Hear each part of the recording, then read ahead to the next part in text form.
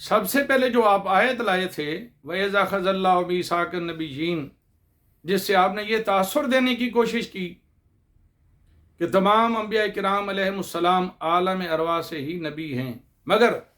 ساتھ ہی ساتھ اگلی لائن میں آپ یہ ارشاد فرما رہے ہیں کہ اس آیت کی تفسیر کرتے ہوئے مفسرین کے مختلف اقوال، ماشاء اللہ، تو گویا یہ عقیدہ بھی قطعی نہ رہا آپ کے نزدیک بھی کہ مفسرین کے مختلف اقوال۔ میں علامہ صاحب سے پوچھتا ہوں کہ اگر یہ قطعی عقیدہ ہے تو پھر مختلف اقوال کا مطلب کیا ہوا؟ اور آپ آگے جو تفسیری نکات بیان فرما رہے ہیں اور اس کے تحت جو آپ نے فوائد بیان فرمائے، وہ آپ نے ہماری مرضی سے فوائد بیان نہیں فرمائے تھے، بلکہ اپنی مرضی سے آپ نے وہ فوائد اپنی اس کتاب میں نقل کیے تھے اور ہم نے آپ کی ادھر توجہ دلائی، مگر جو ہی آپ پکڑے گئے تو پھر آپ آگے دوسرے راستے پہ کہ جی ذکر عزیز میں یہ لکھا ہوا ہے، علامہ سیالوی صاحب نے سیال شریف کیوں چھوڑا تھا، علامہ سیالوی صاحب نے یہ کام کیوں کیا تھا، پیر صاحب نے یہ کام کیوں کیا۔ مجھے آپ کی اس بات کی سمجھ نہیں آئی کہ نفس مسئلہ سے آپ توجہ ہٹانے کے چکر میں ہیں، یا تو آپ اس کو چھیڑتے نا، اور اگر چھیڑ لیا ہے تو نفس مسئلہ پر رہیں۔ کبھی آپ جاتے ہیں کثافت پر یا لطافت پر، تو علامہ صاحب اس طرح بات جائے گی تو پھر معاملہ اور آگے جائے گا۔ اور میں نے جو 25 سال سے مطالعہ کر رکھا ہے، آپ لوگوں کے مطالعے کو تو میں جانتا ہوں، سوائے 2-4 عبارتوں کے رٹا لگانے کے آپ لوگوں کے پاس کچھ نہیں ہے، اور وہ بھی بد مذہب ٹولوں کے جو حالات ہیں وہ آپ کے لوگوں کی نظر میں رہتے ہیں۔ اپنے گھر کی تو خبر ہی کوئی نہیں لی کہ ہمارے اکابر کیا لکھ گئے،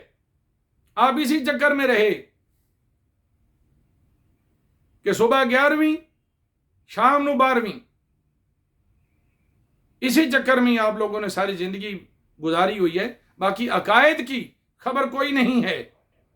اور حالت آپ کی یہ تھی کہ بلا انتہائی معذرت کے ساتھ کہ ضمنی عقائد کو آپ نے ضروریات دین میں داخل فرمایا ہوا ہے۔ جیسے کہ ایک طالب علم نے مجھے بتایا کہ علامہ صاحب کو میں نے فون کیا اور پوچھا کہ حضور جو سرکار کی نورانیت والا عقیدہ ہے یہ قطعی عقیدہ ہے یا ضمنی؟ تو آپ نے ارشاد فرمایا یہ قطعی عقیدہ ہے، اور جو اس کا منکر ہے وہ کافر ہے۔ حالانکہ ہمارے اکابر نے لکھا کہ سرور عالم علیہ الصلوۃ والسلام ہمارے نزدیک نور ہیں، اس میں شک نہیں ہے، مگر یہ عقیدہ ضمنی ہے۔ علامہ کاظمی شاہ صاحب جیسی بڑی شخصیات اور اوپر بڑے بڑے علماء، مگر مجھے آپ پر انتہائی افسوس ہے کہ آپ پتہ نہیں کس جہالت کی وادیوں میں بھٹک رہے ہیں، اور آپ بنے ہوئے اہل سنت کے ٹھیکیدار کہ مجھ سے بڑا جناب ٹھیکیدار اہل سنت کا کوئی نہیں۔ تو آپ مہربانی فرمائیں یہ عقائد کی ٹھیکیداری سے دستبرداری کا اعلان فرمائیں۔ جناب اس قابل نہیں ہیں، ہم آپ کو دیکھ چکے ہیں۔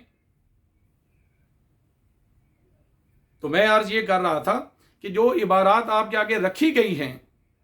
اس کے جواب آپ نے کیا دیا، سوائے پیر عتیق الرحمان کو چھوڑنے کے یا اپنے بیٹے سے دستبرداری کرنے کے کہ میں ان کی عبارت پیش کرنے کا ذمہ دار نہیں ہوں۔ تو آپ نے یہ جو کتاب لکھی ہے اس کے جو مقرزین ہیں، جب وہی آپ کے ساتھ ہم عقیدہ نہیں ہیں تو مجھے یہ بتائیں آپ یہ کیسے کہتے پھر رہے ہیں کہ علماء اہل سنت کا عقیدہ یہ ہے اور فلاں کا عقیدہ یہ ہے؟ پیر عتیق الرحمان صاحب والا عقیدہ اگر آپ کا نہیں ہے جیسے آپ کہہ چکے ہیں، تو پیر عتیق الرحمان صاحب کا آپ نے رد کیوں نہ فرمایا اور اس تقریر کو اپنی کتاب میں کیوں جگہ دی؟ اسی طرح امام راضی کی جو عبارت پیش کی گئی ہے آج جناب کے بیٹے کی طرف سے، اس عبارت کو آپ نے کیوں اپنی کتاب میں جگہ دی؟ یا امام راضی کا رد کیوں نہ کیا، یا کیوں نہ کہا کہ امام راضی کا یہ نظریہ جو ہے ہمیں تسلیم نہیں ہے، تاکہ ہمیں پتہ چلے کہ آپ تو اوپر تک انکاری ہیں۔ لہذا مہربانی فرمائیے، جو 4 عبارات میں نے پیش کی ہیں ان کو میں نے تعارض کا نام دیا تھا، تناقض کا نام دیا تھا، وہ تعارض ہی ہے، آپ اسے جھٹلا نہیں سکتے، اور یہ سینہ زوری سے کام لینا مناسب نہیں ہے۔ علماء آپ کی اور میری گفتگو کو سن رہے ہیں، اور جو ان کے تاثرات آ رہے ہیں آپ کے بارے میں وہ بھی ناقابل بیان ہیں۔ آج جناب تو چھپے ہوئے تھے،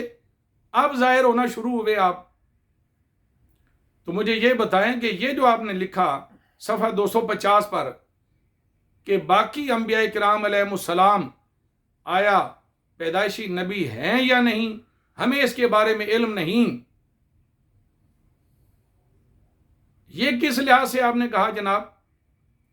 اور جو یہ کہتے پھر رہے ابھی تک، ان کا رد ابھی تک آپ نے کیوں نہ کیا برملا؟ یہ سوال تھا میرا، اور اس کا جواب آپ گول کر گئے۔ پھر آپ نے اس کتاب میں عیسیٰ علیہ السلام کی نبوت سے متعلق جو ہے اس کو بھی زیر بحث آپ لائے ہیں، اور جو